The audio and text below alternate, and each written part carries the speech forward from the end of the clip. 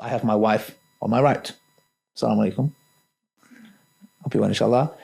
She's not going to be in the video, but she's going to have her say with this whiteboard that I bought her. But why is the default that the woman is innocent and the man is always guilty? Okay, that's something my wife wants to say.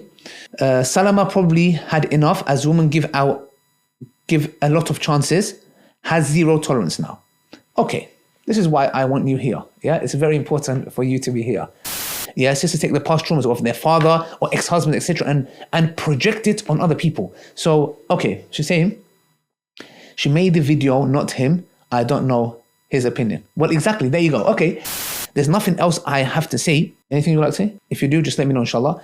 The Prophet, peace be upon him, told us he went to the hellfire. Again, I know you guys are going to be like, oh, it's a reality check. Okay. And he saw a majority of the women of the hellfire. Why? He said, not because they are ungrateful to Allah, because they are ungrateful to their husbands. Anything that I said wrong is from shaitan and myself. Anything good is from Allah subhanahu wa ta'ala. If there's anything you disagree on, no. Okay. Are you under any duress? You can blink twice.